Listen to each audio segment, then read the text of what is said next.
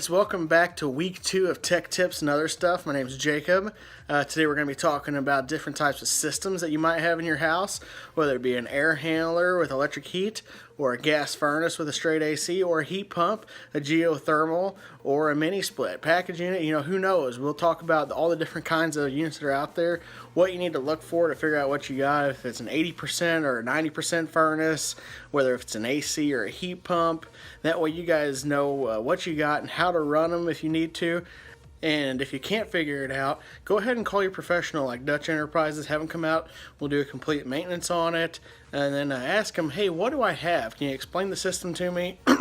That way you know what you have. If you need to keep your eye out for anything like gas, which we're going to talk about in a future video, or if you have electric heat, or just what, you'll figure out exactly what you have if you need to do anything to make sure it stays good and efficient, because there's differences in some of the units. So just have them come out, figure that out. But if not, hopefully you can learn from this video, and I hope you guys enjoy.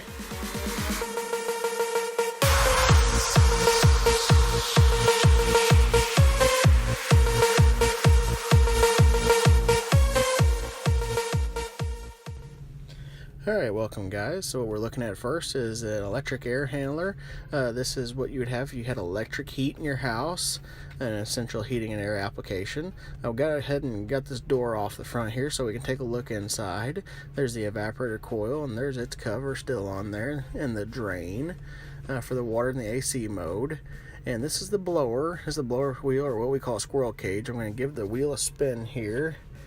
And basically that blows the air through your house at about 1,000 RPM or so. Here we're looking at the motor on this side with the capacitor sitting there, and then there's an electronic control board, and this is the actual heat kit itself. That is the elements in there. On the other side of that, there's a little temp limits in there. They are there as a safety to make sure that the electronic heat kit does not overheat if there is a lack of airflow or another problem going on. And here's another view of our control board to the far left that basically tells everything when to come on in association with the thermostat. And this is what an electric heat kit looks pulled out. The springy looking coils in the back is actually your electric heat strips. Each one glows burning hot orange when voltage passes through it, producing heat that your blower blows through your entire house. On residential systems, the heat kits range from 5 to 25 kW or kilowatts. In this day and age, it is very common to have a heat pump whenever you have a standard air handler in the house. Heat pumps are just like normal condensers outside, except they have a reversing valve that swaps the flow of refrigerant so it is able to absorb the heat from outside and then reject that heat into your house in the wintertime. And I know that might sound crazy to think that there is heat when it is 15 degrees outside, but science tells us there is no such thing as cold, just heat and the lack thereof.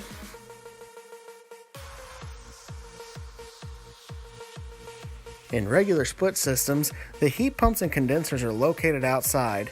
Their main components consist of a compressor, a fan, and the coil that wraps around it. Usually the coil is covered by a hail shield. The compressor pumps refrigerant into your house through copper lines to your evaporator coil, where it then absorbs heat from inside your house. Once the heat is transferred to the refrigerant carries it outside to your heat pump or condenser and rejects the heat out there. This cycle continues until your thermostat is satisfied and your house feels nice and cool. The easiest ways to see if you have a heat pump instead of a straight AC is to go outside and look at your outdoor unit and try to see if you can find the reversing valve. The reversing valve will look like this, but if you can't find it out there, look at your thermostat. If your thermostat has an EM or emergency heat option, there's a good chance you have a heat pump. Or if you notice your outdoor unit is running and it is actually heating, there's a good chance you have a heat pump. But again, if you can't tell, feel free to ask a professional to come out and look at it to see what you have so you know it is running properly. And last is a geothermal heat pump. Geos have water lines that run in the dirt or in a lake or pond outside, and that acts as your outdoor condensing unit. The water lines are tied to your indoor air handler, and the backup heat is electric. These are the most efficient systems out there.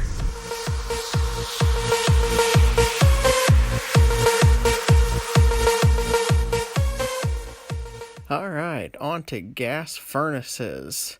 Most gas furnaces run off of either natural gas provided by the city or propane that comes out of a tank that you have outside.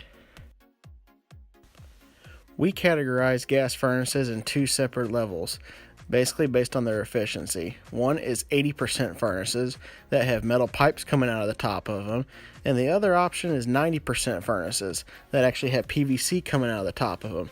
They, of course, are a higher efficiency, which is why they're called 90% instead of 80. So today we're looking at an older 90% furnace in front of us here. It's about a 2001 model. Here I'm just showing you where the filter is at, where the airflow enters the furnace before blowing out the top there through the supply duct. I'm going to go ahead and take this cover off so we can get a better look inside. Alright, now we can see all of our components. Up across the top are the burners where the fuel jets out into the flame. The flame then goes through tubing, and the tubing is called a heat exchanger, and the heat exchanger exits out here. This is where the inducer motor pulls the exhaust from the tubes where the flames are jetting into and then blows it out the exhaust pipe. This pipe here is called the intake. It's an air intake. It basically draws in air for combustion. The air mixes in with the fuel, and there's already a flame after the ignition, and that exhaust comes through the tubes and then out this inducer motor here, like I said, and the exhaust travels up this pipe where it then exits your house outside, usually out the sidewall or on the rooftop.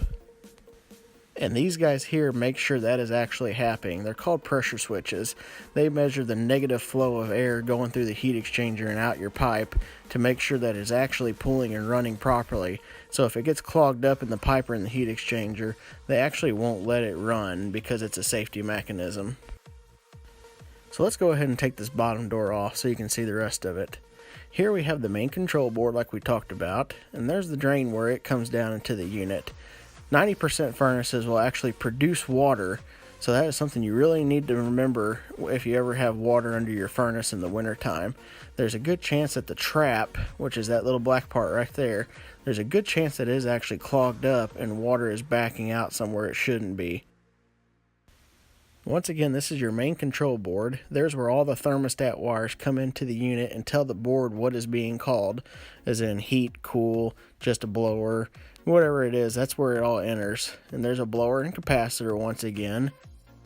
And just like in your electric air handler, your blower blows the air across the heated heat exchanger and blows it through your entire house. So basically it's just metal, once again, that's being heated up, but in this case it's by a gas fuel source in a flame. Some houses will actually have boilers in them instead of furnaces or air handlers. Boilers have a lot more in common with furnaces though. Basically the concept is, just like in the gas furnace, flames are jetted into a heat exchanger, but in this case the heat exchanger is surrounded by water. The water is heated up and then is pumped through your entire house, where in a few different ways it actually radiates heat throughout your rooms or your kitchen, wherever. It can be in floors, underneath your floors, or it can just be in regular radiators that are spread throughout your house. Boilers, just like furnaces, also have an efficiency rating. There's 80% boilers, and then there's 90+ boilers. But unlike furnaces and air handlers, boilers do not have a filter or a blower motor blowing anything through your house. These guys here are a very common sight to see in the country. These are wood stoves. Basically they work like boilers, except their fuel is wood. As the wood burns, it heats up the water that surrounds the heat exchanger inside, and that water is then pumped into your house. Once it enters the house, it goes through a coil like this that is tied in with your ductwork on your main system. The blower then blows the heat that comes off of it through your entire house. And this one here is a different kind of wood stove. It is called a forced air stove. Basically there's a blower on the back side that blows the warm air that comes off the wood through your house. These wood furnaces can be located inside or outside depending on what kind they are. And last is this guy here. This is the kind of wood stove that you just see in the center of your house usually, and it just radiates the heat that comes off the wood as it burns. Oh, and one last side note, there's not a whole lot of them around here, but they are very popular in the northeastern part of the United States. They're called oil burning furnaces. They actually burn oil instead of a natural or propane fuel. They were really popular in mechanic shops back in the day because they could just recycle the oil they pulled from cars and use it to heat their shops.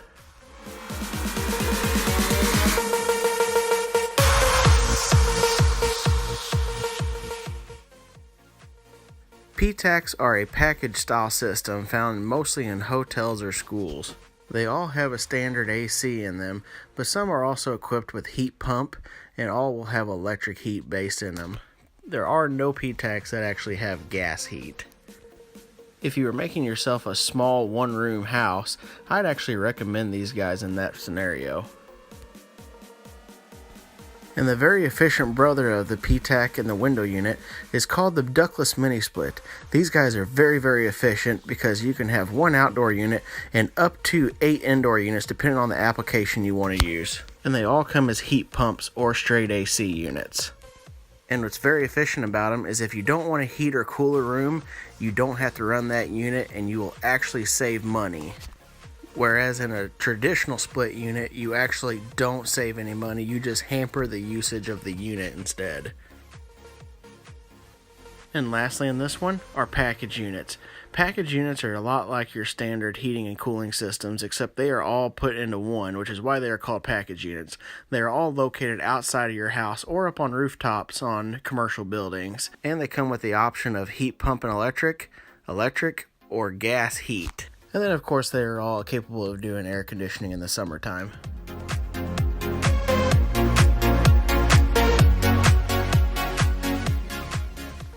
Alright, filters. These are 1-inch pleated filters. We highly recommend these filters if you use a 1-inch standard filter in your house. Up next is a 4-inch or 5-inch thick media filter, which if you're having a new install, I'd highly recommend these style filters because they help protect your unit and provide better airflow. And this one in particular is called an Aprilaire accordion style filter. It opens up like an accordion, literally. And this is the one I personally like the least. It's called an electronic air cleaner. It electrically zaps all the dirt and dust that comes towards the unit. But in my theory, it does more harm than good, so I personally don't recommend them. But either way, if you don't know what kind of filter you have or don't know where it's at, I'd highly recommend having a professional come out and tell you where it's at because these are very crucial to maintain to make sure you get a long life out of your unit.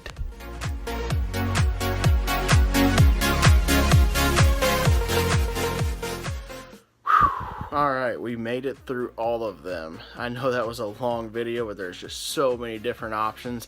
I'm sure I missed a couple. One I could think off the top of my head was a window unit, but they're so basic. You literally buy them, plug them in, put them in your window, boom, you're cooling, sometimes heating.